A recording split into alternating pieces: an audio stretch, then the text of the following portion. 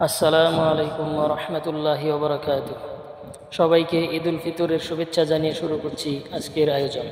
মুফতি Ali Hasan Osama হুজুর অত্যন্ত গুরুত্বপূর্ণ কিছু কথা বলেছেন। আসুন আমরা সবাই মনোযোগ সহকারে সম্পূর্ণ কথাগুলি শোনার চেষ্টা করি। السلام عليكم ورحمة الله وبركاته. حمدا ومصليا ومسلما أما بعد.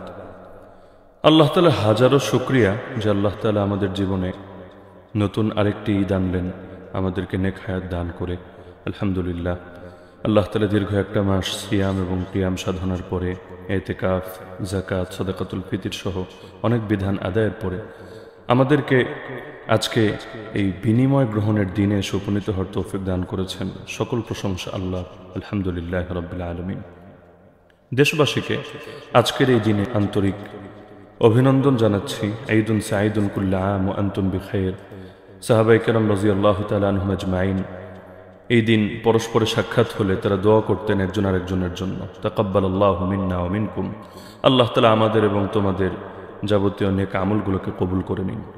এই দিন যেহেতু ঈদের দিন, আনন্দ উৎসবের দিন, আর কোরআনের নির্দেশই হলো বান্দা যাতে আল্লাহ তাআলার অনুগ্রহ ও রহমতের পেয়ে আনন্দিত হয়। যেমন কোরআনে আল্লাহ তাআলা সূরা ইউনুস আয়াত নম্বর 58-তে ইরশাদ করেন, কুল বিফাদলিল্লাহি ওয়া বিরহমাতিহি ফাবিযালিকা ফালইফরাহু হুয়া খায়রুম মিম্মা ইয়াজমাউন। হে নবী, আপনি বলুন এসব আল্লাহর অনুগ্রহ তার রহমতেই হয়েছে, সুতরাং বান্দার এতে আনন্দিত হওয়া উচিত, আর এগুলো তারা যা কিছু পুঞ্জীভূত করে তার চাইতে অবশ্যই শ্রেষ্ঠ। আল্লাহ রসুল সাল্লাল্লাহু আলাইহি ওয়াসাল্লাম হিজরত করে যখন মদিনায় আগমন করেন, তিনি দেখেন মদিনাবাসী বছরে 2 দিন উৎসব করে। আল্লাহ রসুল সাল্লাল্লাহু আলাইহি ওয়াসাল্লাম তাদেরকে জিজ্ঞাসা করেছিলেন, তোমরা এই 2 দিন আনন্দ ফুর্তি কেন করো?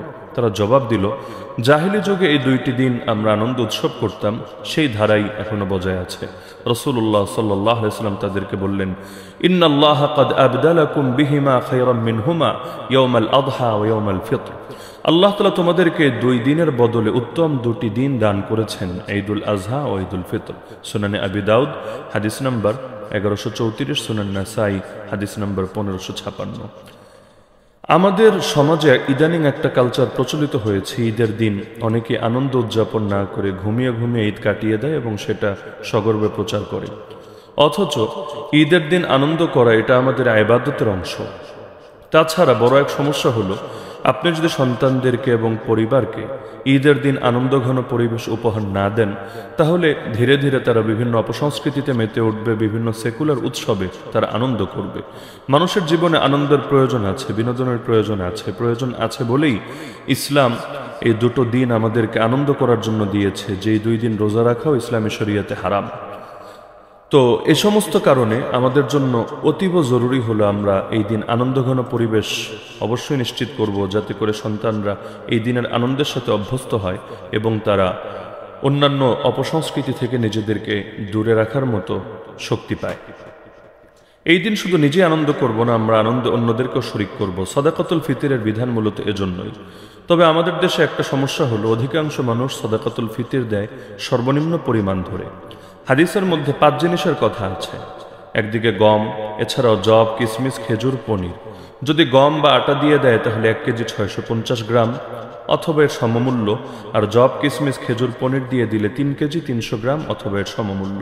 তাহলে পনির হিসাব করলে 3 কেজি 300 গ্রামের মূল্য আসে 2850, খেজুর দিয়ে হিসাব করলে 2310, কিশমিশ দিয়ে হিসাব করলে 1980, জব দিয়ে হিসাব করলে 530, গম আর আটা দিয়ে হিসাব করলে 110। তো যাদের সামর্থ্য ভালো আছে তারা কেন 110 টাকা দিয়ে দায়িত্ব সমাপ্ত করবে? বরং প্রয়োজন তো এটা নিজের সামর্থ্যের সর্বোচ্চটুকু দিয়ে গরিব মানুষদেরকে এই দিনের আনন্দে অবশ্যই তাদেরকে অংশগ্রহণ করাবে। আর 110 টাকা দিয়ে আসলে কতটুকুই বা আনন্দ করা যায়? সুতরাং আমার অনুরোধ থাকবে, আল্লাহ তাআলা যাদেরকে ভালো সামর্থ্য দিয়েছে আপনারা অবশ্যই মধ্যম মানের অথবা আপনার সামর্থ্য বেশি হলে সর্বোচ্চ মানের সাদাকাতুল ফিতর দেওয়ার চেষ্টা করবেন। সবাই সর্বনিম্নটা শুধু না দিবেন। ঈদের দিনের কিছু সুন্নাহ আমাদের সমাজে এগুলো একটু কম পালন হয়, কিন্তু রাসূলুল্লাহ সাল্লাল্লাহু আলাইহি ওয়াসাল্লাম এগুলো গুরুত্বের সাথে পালন করতেন। যেমন আমরা হাদিসের মধ্যে দেখি, আল্লাহ রাসূল সাল্লাল্লাহু আলাইহি ওয়াসাল্লাম ঈদের দিন ঈদগাহে যাওয়ার আগে, ঈদুল ফিতরে, রমজানের ঈদ যেটা, আল্লাহ রাসূল সাল্লাল্লাহু আলাইহি ওয়াসাল্লাম মিষ্টিমুখ হয়ে নিতেন। হাদিসের মধ্যে আছে, বুখারীর হাদিস, আনাস বিন মালিক রাদিয়াল্লাহু আনহু বর্ণনা করেন, কান রাসূলুল্লাহ সাল্লাল্লাহু আলাইহি ওয়াসাল্লাম লা ইয়াগদু ইয়াওমাল ফিত্র হাত্তা ইয়াকুলা তামারাত। আল্লাহ রাসূল সাল্লাল্লাহু আলাইহি ওয়াসাল্লাম ঈদুল ফিতরের দিন সকালে কয়েকটা খেজুর খেয়ে নিতেন। বর্ণনা এটাও আছে তিনি বেজোড় সংখ্যক খেতেন, জোর সংখ্যক না খেয়ে। অন্য হাদিসের মধ্যে আছে, বুরায়দা আল আসলামী রাদিয়াল্লাহু আনহু বর্ণনা করেন, এটাও বুখারীতে আছে, কান নবী সাল্লাল্লাহু আলাইহি ওয়াসাল্লাম ইয়াওমাল ফিত্র লা ইয়াখরুজু হাত্তা ইয়াতআমা ওয়া ইয়াওমান নাহরি লা ইয়াতআমু হাত্তা ইয়ারজিআ। আল্লাহ রাসূল সাল্লাল্লাহু আলাইহি ওয়াসাল্লাম ঈদুল ফিতরে না খেয়ে বের হতেন না, আর ঈদুল আজহায় ফিরে না এসে খেতেন না। একইভাবে হাদিসের মধ্যে এটাও আছে, আল্লাহ রাসূল সাল্লাল্লাহু আলাইহি ওয়াসাল্লাম ঈদগাহে যেতেন এক রাস্তা দিয়ে আর ফিরতেন তিনি আরেক রাস্তা দিয়ে। জাবের রাদিয়াল্লাহু আনহু বর্ণনা করেন, কানা নবী সাল্লাল্লাহু আলাইহি ওয়াসাল্লাম ইযা কানা ইয়াউমু ঈদ খালাফা আত-তারিক। ঈদের দিন তিনি পথ ভিন্ন করে নিতেন, অর্থাৎ একটা দিয়ে যেতেন আর একটা দিয়ে আসতেন। একইভাবে আল্লাহ রাসূল সাল্লাল্লাহু আলাইহি ওয়াসাল্লামের একটা সুন্নাহ হলো, আব্দুল্লাহ বিন ওমর রাদিয়াল্লাহু আনহুমা বলেন, কান রাসূলুল্লাহ সাল্লাল্লাহু আলাইহি ওয়াসাল্লাম ইয়াখরুজু ইলাল ঈদ মাশিয়ান ওয়া ইয়ারজিউ মাশিয়ান। আল্লাহ রাসূল সাল্লাল্লাহু আলাইহি ওয়াসাল্লাম তিনি ঈদগাহে যেতেন হেঁটে, পায়ে হেঁটে, এবং ঈদগাহ থেকে ফিরেও আসতেন পায়ে হেঁটে। আলী রাদিয়াল্লাহু আনহু বলেন, ইন্না মিনাস সুন্নাহ আন তা'তিয়াল ঈদা মাশিয়া। সুন্নাহ হলো এটা, তুমি ঈদগাহে আসবে পায়ে হেঁটে। সুতরাং আমরা ঈদগাহে অবশ্যই পায়ে হেঁটে যাওয়ার চেষ্টা করব, যেহেতু একটা সুন্নাহ আমল এটা, এবং আমরা এক রাস্তা দিয়ে যাব আর এক রাস্তা দিয়ে ফিরব। ঈদুল ফিতরের দিন যখন আমরা ঈদগাহে যাব, তাকবীরে তাশরিক আমরা যেটা পড়ি, আল্লাহু আকবার আল্লাহু আকবার লা ইলাহা ইল্লাল্লাহু আল্লাহু আকবার ওয়ালিল্লাহিল হামদ, এটা আস্তে আস্তে অর্থাৎ অনুচ্চ স্বরে পড়তে পড়তে যাব। আর ঈদুল আজহার দিন এটা আমরা কিছুটা উচ্চ স্বরে পড়তে পড়তে যাব। কারণ বর্ণনার মধ্যে আছে, আব্দুল্লাহ বিন আব্বাস রাদিয়াল্লাহু আনহুমা ঈদুল ফিতরের দিন লোকদেরকে দেখলেন তার উচ্চস্বরে তাকবীর বলছে। তিনি মন্তব্য করলেন, মানুষ কি পাগল হয়ে গেল? মুসান্নাফ ইবনে আবি শাইবা হাদিস নাম্বার 5676। অপরদিকে সুনানে দারাকুতনিতে আছে ঈদুল আজহার ব্যাপারে, হানাস বিন মুআতামির রাহমাতুল্লাহ আলাইহি বলেন যে আমি আলী রাদিয়াল্লাহু তাআলা আনহুকে ঈদুল আজহায় তাকবীর বলতে বলতে ময়দানে আসতে দেখেছি। সুতরাং দুই ঈদের তাকবীর বলার ক্ষেত্রে ভিন্নতা রাখতে হবে। ঈদুল ফিতরের দিন অনুচ্চ স্বরে, ঈদুল আজহায় উচ্চ স্বরে। ঈদের আরেকটা সুন্নাহ হলো, ঈদের দিন যখন ইমাম সাহেব খুতবা পাঠ করবেন, তিনি প্রথম খুতবার শুরুতে 9 বার এবং দ্বিতীয় খুতবার শুরুতে 7 বার ধারাবাহিকভাবে আল্লাহু আকবার বলবেন। এটা মুস্তাহাব আমল, জরুরি কিছু না, কিন্তু মুস্তাহাব আমল। আল্লাহু আকবার আল্লাহু আকবার আল্লাহু আকবার এভাবে গুনে গুনে প্রথম খুতবা শুরুতে 9 বার, দ্বিতীয় খুতবা শুরুতে 7 বার। বিশিষ্ট তাবী হযরত ওবায়দুল্লাহ বিন আব্দুল্লাহ বিন উতবা বিন মাসউদ রাহমাতুল্লাহ আলাইহি থেকে এ ব্যাপারে হাদিস বর্ণিত আছে।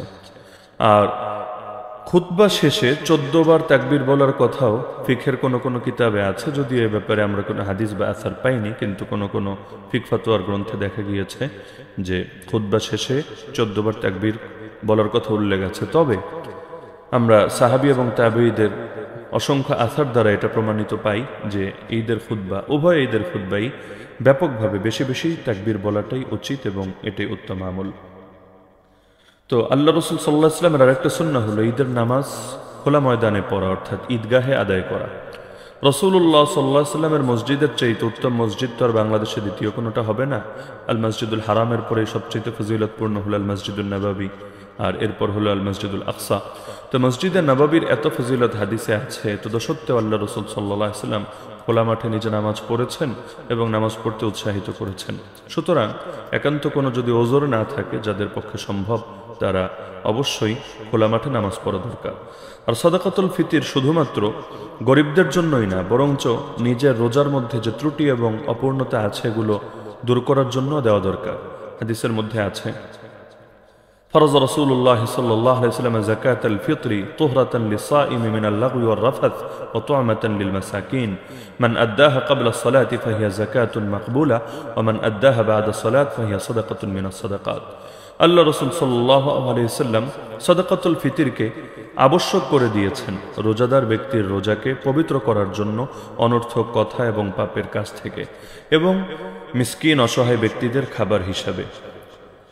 আর যে ব্যক্তি এটা ঈদের নামাজের পূর্বে আদায় করে দিবে, তার এই সাদাকা পরিপূর্ণভাবে কবুল হবে, আর যে ব্যক্তি নামাজের পরে দিবে তারটা সাধারণ সদকা হিসাবে বিবেচিত হবে, অর্থাৎ এর সব সাধারণ সদকার মতো হবে। যদিও মাসালা এটাই, কেউ যদি ঈদের নামাজের আগে সদকাতুল ফিতর না দিয়ে থাকে, ঈদের পরে অবশ্যই দিবে, কিন্তু ফজিলত অবশ্যই ঈদের নামাজের আগে যদি দিয়ে থাকে সেক্ষেত্রেই বেশি হবে।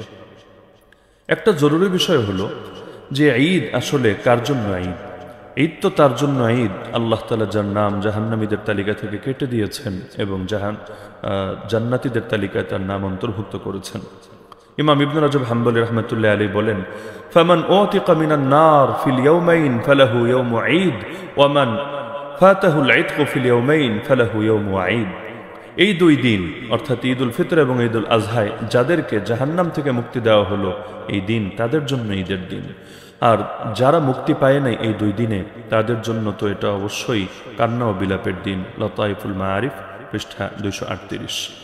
আমরা সালাফে সালেহিনের জিন্দেগিতে দেখি, বিশেষ করে সাহাবীদের জীবনে তাকালেও আমরা দেখতে পাই, যেমন আব্দুল্লাহ বিন মাসউদ রাদিয়াল্লাহু আনহু ঈদের দিন বলতেন, মান হাদাল মাকবুলু মিন্না ফানুহান্নিহ ওয়া মান হাদাল মাহরুমু মিন্না ফানুআজ্জিহ। আমরা জানি না আমাদের মধ্যে কারা পুরস্কৃত, যদি জানতাম তাহলে তাদেরকে আমরা অভিনন্দন জানাতাম। আর আমরা জানি না কারা আমাদের মধ্যে বঞ্চিত, যদি জানতাম তাহলে তাদের জন্য আমরা শোক প্রকাশ করতাম। আইয়ুহাল মাকবুল হানিআন লাকা আইয়ুহাল মারদুদ জাবারাল্লাহু মুসিবাতাক। হে পুরস্কৃত, তোমাকে অভিনন্দন, আর হে বঞ্চিত, আল্লাহ তোমার ক্ষতিপূরণ করুন। তাহলে দেখা যাচ্ছে যে এই দিন আসলে আল্লাহ তাআলা যাদেরকে মাফ করে দিয়েছেন তাদের জন্য মূলত আনন্দের দিন। সুতরাং এই দিন শুধু আনন্দে হারিয়ে গেলেই হবে না, বরঞ্চ অন্তরের মধ্যে ভয়ও রাখা উচিত, কারণ ঈমান হলো আশা আর ভয়ের মাঝামাঝি স্তরের নাম। এজন্য আমরা দেখি ওয়াকি ইবনুল জাররাহ রাহমাতুল্লাহি আলাইহি, প্রখ্যাত বুজুর্গ, তিনি বলেন যে ঈদের দিন সুফিয়ান সাউরি রাহমাতুল্লাহি আলাইহির সঙ্গে বের হলাম। তিনি বললেন, ইন্না আউওয়ালা মা নাবদাউ বিহি ফি ইয়াউমিনা গাদ্দু আবসারিনা। আজকের দিন যে কাজের মাধ্যমে আমরা ঈদের সূচনা করব তা হলো দৃষ্টির হেফাজত। আল ওয়ারা ইবনে আবিদ দুনিয়া পৃষ্ঠা 63। তাহলে দেখা যাচ্ছে যে বুজুর্গানে দিন তাবেঈগণ তারা ঈদের দিন দৃষ্টি হেফাজতের ব্যাপারেও গুরুত্ব দিতেন। এমনকি এক বর্ণনার মধ্যে আছে যে হাসান ইবনে আবি সিনান রাহমাতুল্লাহি আলাইহি ঈদের নামাজের জন্য বের হলেন। নামাজ শেষ করে ফিরে আসলে স্ত্রী জিজ্ঞাসা করলেন যে তিনি কুদৃষ্টিপাত থেকে বিরত থাকতে পেরেছেন কিনা, দৃষ্টির গুনাহ থেকে নিজেকে বাঁচাতে পেরেছেন কিনা। তিনি জবাব দিলেন, ওয়াইহাক মা নাযারতু ইল্লা ফি ইবহামি মুনযু খারাজতু মিন ইনদিকা হাত্তা রাজাতু ইলাইকি। কি বলছো তুমি? ঘর থেকে বের হওয়া থেকে ঘরে ফিরে আসা পর্যন্ত কেবল পায়ের বৃদ্ধাঙ্গুলির প্রতি আমার দৃষ্টি নিবদ্ধ ছিল। ইলিয়াতুল আউলিয়া 3য় খণ্ড 115 নম্বর পৃষ্ঠা।